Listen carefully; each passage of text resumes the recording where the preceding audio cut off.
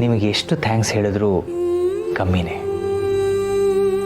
ಒಂದು ಅರ್ಥದಲ್ಲಿ ಈ ಮನೆಗೆ, ನನ್ನ ಮನಸ್ಸಿಗೆ ಮುದ್ದಾದ ದೇವತೆ ನೀವು.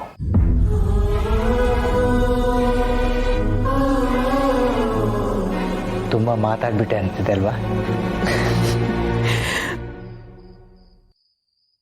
ಅವತ್ತು ಮಾವ ನಮ್ಮ ಮದುವೆ ಮಾಡಿಸಿದಾಗ ತಪ್ಪು ಮಾಡ್ತಾ ಇದ್ದಾರೆ ಅನಿಸಿತ್ತು. ಆದ್ರೀಗ ಅವ್ರು ಮಾಡಿದ್ದು ಸರಿ ಅನ್ನಿಸ್ತಾ ಇದೆ. ನಮ್ಮಿಂದ ಜೀವನದಲ್ಲಿ ಮತ್ತೊಬ್ರು ಖುಷಿಯಾಗಿರ್ತಾರೆ ಅಂದರೆ ಅದು ನನ್ನ ಸೌಭಾಗ್ಯ ಅಲ್ವಾ? ನಾನು ಪ್ರೀತಿಸೋರು ಖುಷಿಯಾಗಿದ್ರೆ ಆ ಖುಷಿನಲ್ಲೇ ನನ್ನ ಖುಷಿನ ಕಂಡ್ಕೊಳ್ಳೋಳು ನಾನು. ನನ್ನವ್ರು ಎಲ್ಲರೂ ಯಾವಾಗಲೂ ನಗ್ನಗ್ತಾ ಇರಬೇಕು. ಅದಕ್ಕೋಸ್ಕರ ನಾನು ಏನು ಬೇಕಾದರೂ ಮಾಡೋಕ್ಕೆ ಸಿದ್ಧವಾಗಿದ್ದೀನಿ. ನಾನು ಅಷ್ಟೇ ತುಳಸಿಯವ್ರೆ. ನನ್ನ ಸಂಸಾರಕ್ಕೆ ಕಣ್ಣಾಗಿರೋ ನಿಮ್ಮನ್ನ ಕಣ್ಣಲ್ಲಿ ಕಣ್ಣಿಟ್ಟು ನೋಡ್ಕೋತೀನಿ. ಅಯ್ಯೋ ಹೌದಾ? ಮತ್ತೆ ಕನ್ನಡಕ ತೆಗೆದ್ಬಿಟ್ರಿ?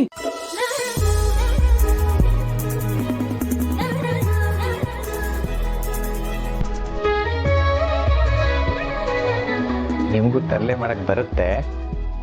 ಸವಾಸ್ ದೋಷ.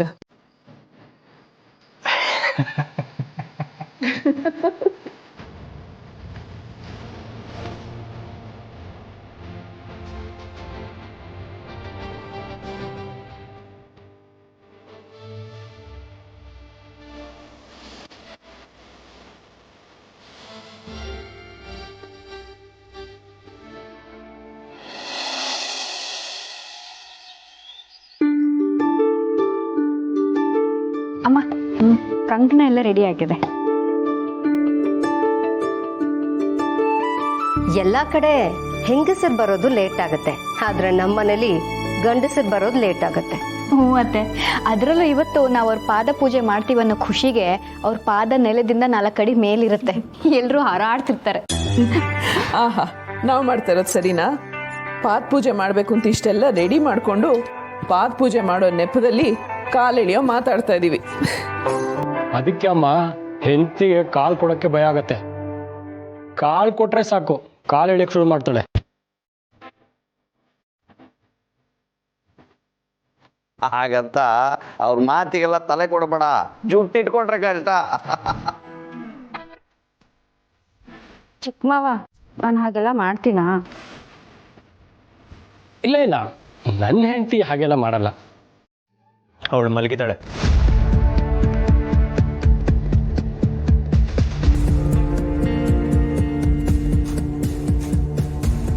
ಇನ್ನು ಮಲಗಿದಾಳ? ಇವತ್ತು ಭೀಮ್ನ ಅಮಾವಾಸ್ಯೆ ಅಭಿ, ಪೂಜೆ ಮಾಡಬೇಕು, ಬೇಗ ಎದ್ದು ರೆಡಿಯಾಗಿ ಅಂತ ಪೂರ್ಣಿ ದೀಪಿಕಂಗ್ ಇಬ್ರಿಗೂ ಹೇಳಿದ್ದೆ. ಆದ್ರೂ ಇಷ್ಟೊತ್ತಾದ್ರೂ ಮಲಗಿದಾಳ?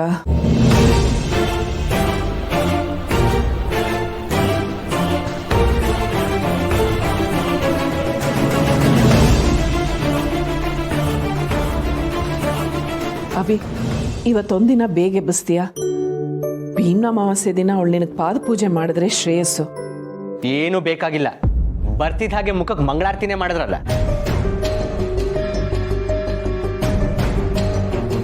ನನಗೆ ನನ್ನ ಹೆಂಡತಿಗೆ ಅವಮಾನ ಮಾಡಬೇಕು ಅಂತಾನೆ ಕೆಲ್ಸದವ್ರ ಮುಂದೆ ಹಾಗೆ ಮಾತಾಡಿದ್ರಿ ಅಲ್ವಾ ನೀವು? ಅಭಿ, ಅವ್ರು ಹೇಳಿದ್ರಲ್ಲಿ ಅವಮಾನ ಆಗುವಂಥದ್ದೇನಿತ್ತು? ಹೌದು, ನಿಮಗೆ ಅವ್ರು ಮಾಡೋದೆಲ್ಲ ಒಳ್ಳೇದೇ ಅನ್ಸುತ್ತಲ್ವಾ? ಅವ್ರು ಮಾತಾಡೋದೆಲ್ಲ ವೇದವಾಕ್ಯ ಅಂತಾನೆ ಅನ್ಸುತ್ತೆ. ಹಾಗಂತ ನಮಗೂ ಹಾಗೆ ಅನ್ನಿಸ್ಬೇಕಂತೆ ನಿಲ್ವಲ್ಲ.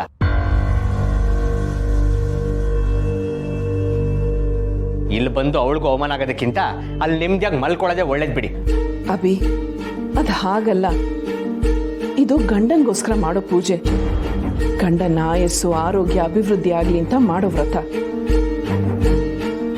ಮನೇಲಿ ನಾವೆಲ್ಲರೂ ಪೂಜೆ ಮಾಡುವಾಗ ದೀಪಿಕಾನು ಇದ್ದಿದ್ರೆ ಚೆನ್ನಾಗಿರ್ತಿತ್ತು ಅಂತ ಹೇಳ್ದೆ ಅಷ್ಟೇ. ಸಾಕು, ಕಾಳಜಿ ತೋರಿಸೋ ನೆಪದಲ್ಲಿ ಕೇಡು ಬಯಸೋರ್ ಮಧ್ಯ ಅವಳು ಇರೋದೇನು ಬೇಕಾಗಿಲ್ಲ. ನಮ್ಮ ಪಾಡಿಗೆ ನಮ್ಮನ್ನ ಬಿಟ್ಬಿಡಿ.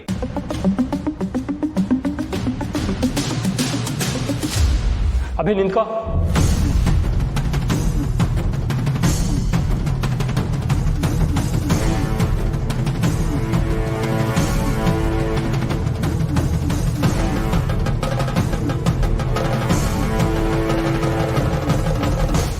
ತನ್ನ ಗಂಡ ಚೆನ್ನಾಗಿದ್ರೆ ತಾನೂ ಚೆನ್ನಾಗಿರ್ತೀನಿ ಅಂತ ನಂಬಿಕೆ ಇರೋ ಹೆಣ್ಣು ಮಕ್ಕಳಿಗೆ ಈ ಪೂಜೆ ಒಂದು ಶಕ್ತಿ ಕೊಡುತ್ತೆ ಕಣೋ. ಅರ್ಥ ಆಯ್ತಾ? ಅರ್ಥ ಆಯ್ತು. ನನಗೀಗ ಲೇಟು ಆಯ್ತು, ನನಗೆ ಹೊರಡ್ತೀನಿ. ಹೇಯ್, ನೀನ ಹೀಗೆ ನಿಂತಿದ್ಯಾ? ಏನಾಯ್ತು? ಏನಿಲ್ಲ ಅಣ್ಣ, ಪ್ರಸಾದು ಊರಲ್ಲಿಲ್ವಲ್ಲ, ಭೀಮ್ನಮವಾಸ್ಯ ದಿನ ಗಂಡ ಮನೇಲಿಲ್ಲ ಅಂತ ಅವಳಿಗೆ ಬೇಜಾರಷ್ಟೆ. ಸಂಧ್ಯಾ, ಕೂತ್ಕೋ ಬಾಯ್ಲಿ. ನಿನ್ ಕೈ ಕೊಡು. ಯಾಕೆ ಸರಿ? ಕೊಡು ಹೇಳ್ತೀನಿ.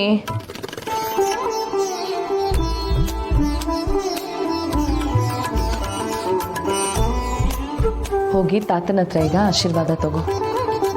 ಸರಿ. ಹೌದು, ಭೀಮ್ನ ಅಮಾವಾಸ್ಯೆ ಅಂದ್ರೆ ಬರೀ ಹೆಂಡತಿ ಗಂಡನಿಗೆ ಪೂಜೆ ಮಾಡೋದು ಅಂತ ಅಲ್ಲ. ತಂಗಿ ತನ್ನ ಅಣ್ಣಂಗೆ ಬೇಕಾದ್ರೂ ಪೂಜೆ ಮಾಡ್ಬೋದು, ಮಗಳು ತಂದೆಗೆ ಬೇಕಾದ್ರೂ ಪೂಜೆ ಮಾಡ್ಬೋದು.